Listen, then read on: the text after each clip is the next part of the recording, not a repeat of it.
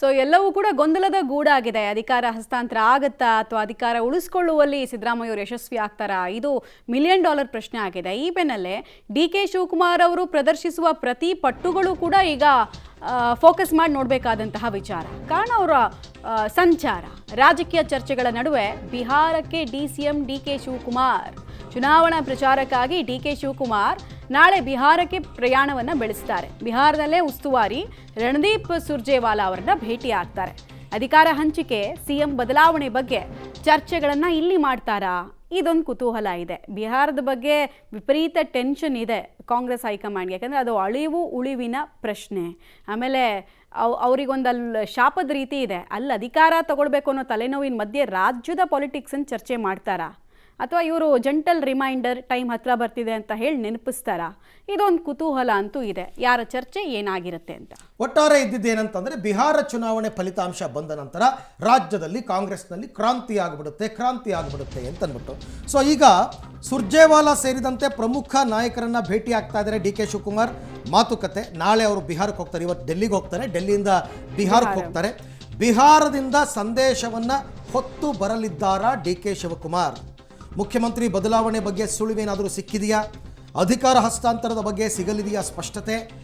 ನೋಡಿ, ಈ ಗೊಂದಲ ನಮಗಲ್ಲ, ಸಿ.ಎಂ ಡಿ.ಸಿ.ಎಂಗೂ ಇದೆ. ಈ ಗೊಂದಲ ಅವ್ರಿಗೂ ಇದೆ. ಅವ್ರಿಗೂ ಏನೂ ಕ್ಲಾರಿಟಿ ಇಲ್ಲ. ಸುಮ್ಮನೆ ಡಿ.ಕೆ. ಶಿವಕುಮಾರ್ ಹೇಳ್ತಾರೆ ನಾನುಂಟು, ಸಿದ್ದರಾಮಯ್ಯನವರು ಉಂಟು, ಹೈಕಮಾಂಡ್ ಉಂಟು ಅಂತ. ಹೈಕಮಾಂಡ್ ಏನೂ ಹೇಳೇ ಇಲ್ಲ. ಆಮೇಲೆ ಈಗ ಇದು ಪೀಕ್, ನಾಳೆ ಮೊದಲನೇ ಹಂತದ ಮತದಾನ ಇಲ್ಲಿ ಬಿಹಾರದಲ್ಲಿ 12 ಆಣೆ ಆಗಿರುತ್ತೆ, ತಲೆನೋವು ಆಗಿರುತ್ತೆ. ಅವರೇ ತಲೆ ಕೆಡಿಸ್ಕೊಂಡು ಕೂತಿರ್ಬೇಕಾದ್ರೆ ಒಂದು ರಾಜ್ಯದಲ್ಲಿ ಇವರು ಕರ್ನಾಟಕದ ಬಗ್ಗೆ ಕೇಳ್ತಾರೆ. ಆಮೇಲೆ ಸುರ್ಜೇವಾಲಾ ನನ್ನ ಪ್ರಕಾರ ಡಿಸೈಡಿಂಗ್ ಫ್ಯಾಕ್ಟರ್ ಏನಲ್ಲ. ಅದನ್ನು ಮಾತಾಡಬೇಕಾಗಿರೋದು ರಾಹುಲ್ ಗಾಂಧಿ, ಪ್ರಿಯಾಂಕಾ ವಾದ್ರಾ, ಮಲ್ಲಿಕಾರ್ಜುನ್ ಖರ್ಗೆ, ಇವ್ರುಗಳು ಮಾತಾಡಬೇಕಾಗಿರೋದು. ಓಕೆ, ನೋಡೋಣ. ಈ ಬಗ್ಗೆ ಮತ್ತಷ್ಟು ಮಾಹಿತಿ ನನ್ನ ಕೊಲೀಗ್ ಶಬೀರ್ ಅವರಿಂದ ಪಡ್ಕೊಳ್ಳೋಣ. ಶಬೀರ್, ಈಗ ಬಿಹಾರದಲ್ಲಿ ಡಿ.ಕೆ. ಶಿವಕುಮಾರ್ ಅವರನ್ನ ಪ್ರಚಾರಕ್ಕೋಸ್ಕರ ಇನ್ವೈಟ್ ಮಾಡಿದಾರಾ ಅಥವಾ ಪ್ರಚಾರದ ನೆಪದಲ್ಲಿ ಕೆಲವು ನಾಯಕರನ್ನ ಭೇಟಿಯಾಗುವಂತಹ ಸಾಧ್ಯತೆ ಇದೆಯಾ? ಹೈಕಮಾಂಡ್ನಿಂದ ನಾಳೆನೇ ಏನಾದರೂ ಒಂದಷ್ಟು ಸ್ಪಷ್ಟ ಸಂದೇಶ ಡಿ.ಕೆ. ಶಿವಕುಮಾರ್ಗೆ ಸಿಗಬಹುದಾ ಅಂತ? ನೋಡಿ, ಹೈಕಮಾಂಡ್ನಿಂದ ಸ್ಪಷ್ಟ ಸಂದೇಶ ಸಿಗಬಹುದು ಅನ್ನುವಂಥದ್ದು ಸ್ಪಷ್ಟವಾಗಿ ಹೇಳಲಿಕ್ಕೆ ಸಾಧ್ಯ ಇಲ್ಲ. ಆದರೆ ಒಂದಿಷ್ಟು ಸುಳಿವುಗಳು ಸಿಗಬಹುದೇನೋ ಅಥವಾ ಒಂದಿಷ್ಟು ಭರವಸೆಗಳು ಭವಿಷ್ಯಕ್ಕೆ ಸಿಗಬಹುದೇನೋ ಅನ್ನುವಂತಹ ಲೆಕ್ಕಾಚಾರದಲ್ಲಿ ಈಗ ಡಿ.ಕೆ. ಶಿವಕುಮಾರ್ ಅವರು ಬಿಹಾರಕ್ಕೆ ತೆರಳುತ್ತಾ ಇರುವಂಥದ್ದು. ಬಿಹಾರಕ್ಕೆ ಹೋಗ್ತಾ ಇರುವಂಥದ್ದು ಪ್ರಚಾರದ ಭಾಗ ಆಗಿದ್ರೂ ಕೂಡ ರಾಜ್ಯ ರಾಜಕೀಯದ ಬೆಳವಣಿಗೆಗಳ ಬಗ್ಗೆ ಚರ್ಚೆ ಮಾಡುವಂಥದ್ದು ಕೂಡ ಒಂದು ಪ್ರಮುಖ ಅಜೆಂಡಾ ಆಗಿದೆ ಅನ್ನುವಂಥದ್ದನ್ನ ಇಲ್ಲಿ ನಾವು ಸ್ಪಷ್ಟವಾಗಿ ತಿಳ್ಕೋಬೇಕು. ದೆಹಲಿಗೆ ಬರಬೇಕು ಅಂತಂದ್ರೆ ದೆಹಲಿಯಲ್ಲಿ ಸದ್ಯಕ್ಕೆ ಯಾವ ನಾಯಕರು ಇಲ್ಲ. ಯಾಕೆಂದ್ರೆ ಎಲ್ಲರೂ ಕೂಡ ಬಿಹಾರ ಚುನಾವಣೆಯಲ್ಲಿ ಅಲ್ಲಿಯ ಪ್ರಚಾರದಲ್ಲಿ ಬಹಳಷ್ಟು ಬ್ಯುಸಿ ಆಗಿರುವಂತದ್ದು. ಬೇರೆ ಬೇರೆ ಕಾನ್ಸ್ಟಿಟ್ಯೂನ್ಸಿಗಳಲ್ಲಿ ಪ್ರಚಾರಕ್ಕೆ ತೆರಳಿದ್ದಾರೆ. ಇವನ್ ವೇಣುಗೋಪಾಲ್ ಆಗಿರ್ಬೋದು, ಎಐಸಿಸಿ ಅಧ್ಯಕ್ಷ ಮಲ್ಲಿಕಾರ್ಜುನ್ ಖರ್ಗೆ ಆಗಿರ್ಬೋದು, ರಣದೀಪ್ ಸುರ್ಜೇವಾಲಾ ಆಗಿರ್ಬೋದು, ಹೀಗೆ ಬಹುತೇಕ ನಾಯಕರು ದೆಹಲಿಯನ್ನ ಖಾಲಿ ಮಾಡಿ ಈಗ ಏನು ಬಿಹಾರದಲ್ಲಿ ಠಿಕಾಣಿ ಹೂಡಿರುವಂತದ್ದು. ಹೀಗಾಗಿ ನಿರಂತರವಾಗಿ ಅಲ್ಲಿ ಪ್ರಚಾರ ಮಾಡ್ತಾ ಇರುವಂತಹ ಹಿನ್ನೆಲೆಯಲ್ಲಿ ದೆಹಲಿಗಿಂತ ಬಿಹಾರಕ್ಕೆ ಹೋಗಿ ಭೇಟಿಯಾಗುವಂಥದ್ದು ಸೂಕ್ತ ಅನ್ನುವಂತಹ ಲೆಕ್ಕಾಚಾರ ಈಗ ಡಿ.ಕೆ. ಶಿವಕುಮಾರ್ ಅವರು ಮಾಡದಂತೆ ಕಾಣಿಸ್ತಾ ಇದೆ. ಹೀಗಾಗಿ ಅಲ್ಲಿನ ಚುನಾವಣಾ ಪರಿಸ್ಥಿತಿಗಳನ್ನ ಅರ್ಥಕೊಳ್ಳಿಕ್ಕೆ ಮತ್ತೆ ಅಲ್ಲಿ ಪ್ರಚಾರವನ್ನ ಮಾಡಲಿಕ್ಕೆ ಅಲ್ಲಿಗೆ ತೆರಳುತ್ತಾ ಇರುವಂತದ್ದು. ಇದೇ ಸಂದರ್ಭದಲ್ಲಿ ರಣದೀಪ್ ಸುರ್ಜೇವಾಲಾ ಸೇರಿದಂತೆ ಬೇರೆ ಬೇರೆ ಪ್ರಮುಖ ನಾಯಕರ ಭೇಟಿಗೆ ಅವಕಾಶ ಸಿಕ್ಕರೆ ಅಲ್ಲಿ ಭೇಟಿಯಾಗಿ ರಾಜ್ಯ ರಾಜಕೀಯ ಬೆಳವಣಿಗೆಗಳ ಸಂಬಂಧಪಟ್ಟಂತೆ ಒಂದಿಷ್ಟು ಚರ್ಚೆಗಳನ್ನ ಮಾಡುವಂತ ಲೆಕ್ಕಾಚಾರವನ್ನ ಹಾಕೊಂಡಿದ್ದಾರೆ. ಈ ಸಂದರ್ಭದಲ್ಲಿ ಏನಾದ್ರೂ ಒಂದಿಷ್ಟು ಭರವಸೆಗಳು ಸಿಗುತ್ತಾ, ಬಿಹಾರ ಚುನಾವಣೆ ಆದ್ಮೇಲೆ ನೋಡೋಣ ಅನ್ನುವಂತ ರೀತಿಯಲ್ಲಿ ಅಥವಾ ನಾವು ನಿಮ್ ಬಗ್ಗೆ ಗಮನಿಸ್ತೀವಿ ಅನ್ನುವಂತ ನಿಟ್ಟಿನಲ್ಲಿ ಏನಾದ್ರೂ ಒಂದಿಷ್ಟು ಹೋಪ್ಸ್ ಸಿಗುತ್ತಾ ಅನ್ನುವಂತ ನಿಟ್ಟಿನಲ್ಲಿ ಪ್ರಯತ್ನಗಳನ್ನ ಮಾಡ್ತಿದ್ದಾರೆ. ಆ ಪ್ರಯತ್ನದ ಭಾಗವಾಗಿ ಈಗ ಅವರು ಬಿಹಾರಕ್ಕೆ ತೆರಳುತ್ತಾ ಇದ್ದಾರೆ.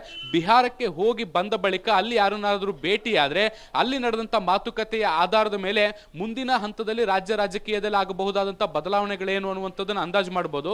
ಆಗ್ಲೇ ನೀವು ಹೇಳದಂತೆ ಸತ್ಯ, ಹೈಕಮಾಂಡ್ ಕೂಡ ಈಗ ರಾಜ್ಯ ರಾಜಕೀಯದ ಬಗ್ಗೆ ಹೆಚ್ಚು ತಲೆ ಕೆಡಿಸ್ಕೊಂಡಿಲ್ಲ. ಯಾಕಂದ್ರೆ ಬಿಹಾರ ಈಗ ಅಳಿವು ಉಳಿವಿನ ಪ್ರಶ್ನೆ ಆಗಿರುವಂತದ್ದು. ಹೇಗಾದ್ರೂ ಮಾಡಿ ಕಳೆದ ಬಾರಿಗಿಂತ ಹೆಚ್ಚು ಸ್ಥಾನಗಳನ್ನ ಈ ಬಾರಿ ಬಿಹಾರದಲ್ಲಿ ಗಳಿಸಬೇಕು ಅನ್ನುವಂತ ನಿಟ್ಟಿನಲ್ಲಿ ತನ್ನೆಲ್ಲಾ ಶ್ರಮವನ್ನ ಅಲ್ಲ ಹಾಕ್ತಾ ಇರುವಂತಹ ಹಿನ್ನೆಲೆಯಲ್ಲಿ ಕರ್ನಾಟಕದ ಬಗ್ಗೆ ಇನ್ನೂ ಕೂಡ ಯೋಚನೆಯನ್ನ ಪೂರ್ಣ ಪ್ರಮಾಣದಲ್ಲಿ ಮಾಡಿಲ್ಲ. ಬಹುಶಃ ಬಿಹಾರ ಚುನಾವಣೆ ಆದ ಬಳಿಕ ಇದರ ಬಗ್ಗೆ ಒಂದು ಸ್ಪಷ್ಟ ನಿರ್ಧಾರವನ್ನು ತೆಗೆದುಕೊಳ್ಳಬಹುದು. ಅದರವರೆಗೂ ಕೂಡ ಒಂದು ಗ್ರೌಂಡ್ ಸೆಟ್ ಮಾಡುವಂತ ಪ್ರಯತ್ನವನ್ನ ಈಗ ಬಿಹಾರದಲ್ಲೇ ಡಿ.ಕೆ. ಶಿವಕುಮಾರ್ ಶುರು ಮಾಡಿರುವಂತದ್ದು. Aravind, right. Shabir, thank you. ತಮ್ಮ ಎಲ್ಲ ಮಾಹಿತಿಗಾಗಿ ಧನ್ಯವಾದ. ಸೊ ಇದು 2-3 ಉದ್ದೇಶಗಳಿಂದ ಬಿಹಾರಕ್ಕೆ ಡಿ.ಕೆ. ಶಿವಕುಮಾರ್ ಹೋಗ್ತಾ ಇದ್ದಾರೆ. ಆಹ್ವಾನ ಇರ್ಬೋದು, ಅವ್ರನ್ನು ಕೂಡ ಪ್ರಚಾರಕ್ಕೆ ಕರೆದಿರಬಹುದು. ಬಟ್ ಅದ್ರ ಮಧ್ಯದಲ್ಲೇ ಸಂದಿಲ್ ಸಮಾರಾಧನೆ ಅನ್ನೋ ರೀತಿಯಲ್ಲಿ ಏನಾದರೂ ನಮ್ದು ವರ್ಕೌಟ್ ಮಾಡ್ಕೋಬಹುದಾ ಅಂತಲೂ ಪ್ರಯತ್ನ ಪಟ್ಟಿರ್ತಾರೆ. ಆದರೆ ಅದರ ಫಲ ಏನು ಅಂತಕ್ಕಂಥದ್ದು ಇನ್ನಷ್ಟೇ ನಮಗೆ ಗೊತ್ತಾಗ್ಬೇಕು. ಹೈಕಮಾಂಡ್ಗೆ ಆಮೇಲೆ ಮೆಚ್ಚಿಸೋ ಪ್ರಯತ್ನನೂ ಮಾಡ್ಬೋದು. ನಾವು ಬಿಹಾರಿಗಳಿಗೆ ಪೇಡ್ ಲೀವ್ ಕೊಟ್ಟು ಕಳಿಸಿದೀವಿ ನೋಡಿ, ಕಳ್ಸಿದೀವಿ. ನಾವು ನಿಮ್ ಪರವಾಗಿದ್ದೀವಿ ಅಂತ ಕೂಡ ಹೇಳ್ಬೋದು. ಅದನ್ನೆಲ್ಲ ಅವರು ತುಂಬಾ ಚೆನ್ನಾಗಿ ಮಾಡ್ತಾರೆ D K Shivakumar. Promotion, branding, ರಾಜಕೀಯ ಚಾಣಾಕ್ಷರಲ್ವಾ.